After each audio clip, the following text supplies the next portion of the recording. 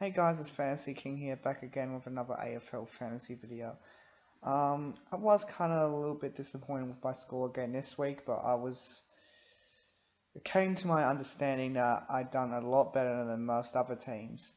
Um, anyways, my round 6 rank was 26,513, so it could have been a lot better, but it also could have been worse.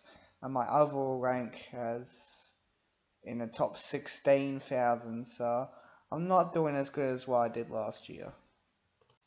So let's get into my team in round 6.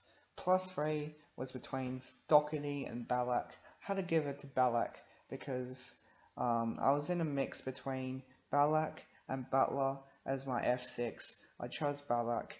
Didn't end up with any regrets, and he's gone up very good in price for me. He's going to keep on going up in price. He seems like a very solid rookie. He's going to turn out to be a great player for Fremantle. And my -3, there wasn't much contenders other than that 5 because Dane Beam's got an injured leg which really impacted on his scoring. But yeah, he's not going to play for 2 weeks. Yeah, Nat 5 was very disappointing. 64. He was tagged a bit by Yo throughout the game, and I know Westcast are a hard team to score, but I wasn't expecting a lot for him. I was expecting around about 90, and that's not a lot to expect from the Fremantle skipper, also a Brownlow favourite, but he just did not perform at all, and it's kind of worrying for me, because if he doesn't start performing, I have to trade him. My defence in that week was pretty solid, with the exception of Hampton. My interchange for my defence was amazing. Otten 88 and McGrath 99. For some reason, McGrath's dropped, and that infuriates me. My midfield, of course, Dane Beams is out for 2 weeks. I had to change that. I actually did not trade him.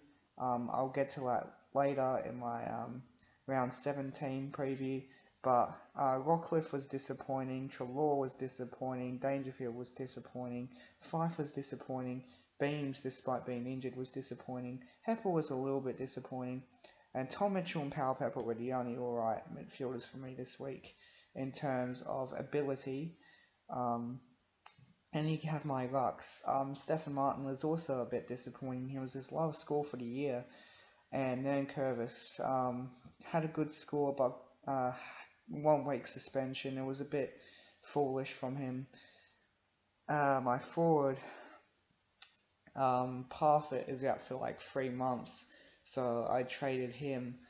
Dalhouse, Miller, Buff could have done a little bit better. Houston could have done a lot better, but the ball did not go in Port's defence that much, so I'll cut him a bit of slack.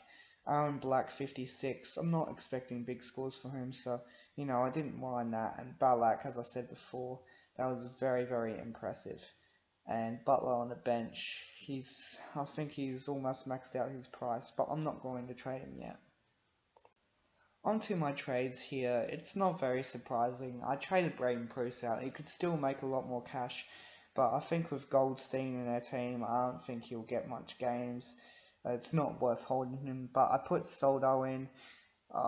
Only fielding him for 1 week, of course, because of Nankervis' suspension.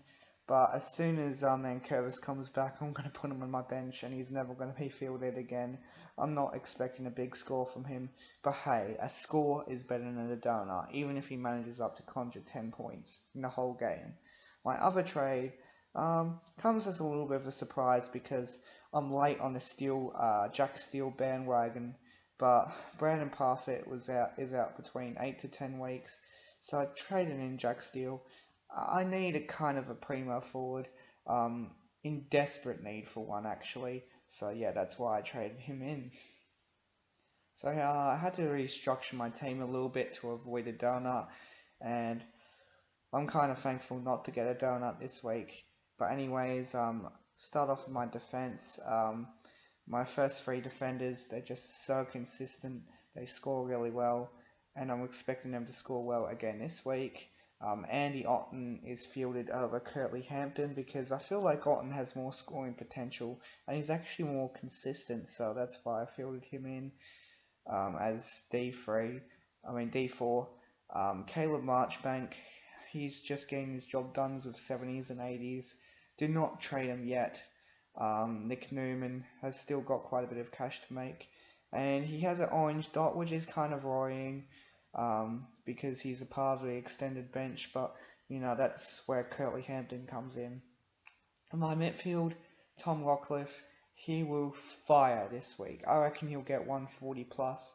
Tom Mitchell is not my vice captain, but he always gets a job done like he does every single week. Adam Trelaw will fire back, but he will be tagged, so he will only score about 100.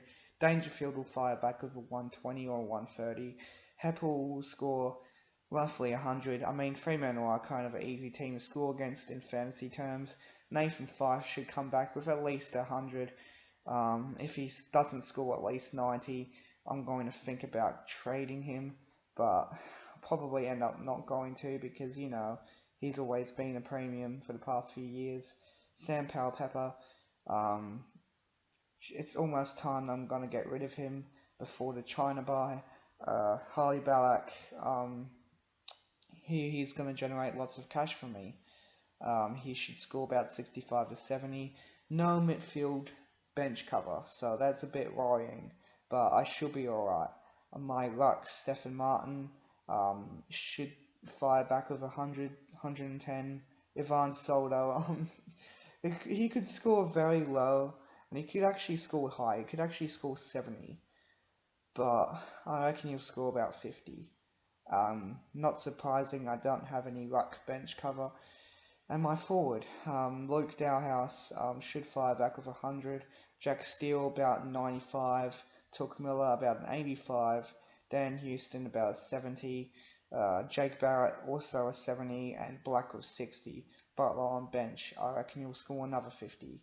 Let me know what you think about my team in the comments section down below. Make sure you subscribe, and I'll see you later when round 7 is completed.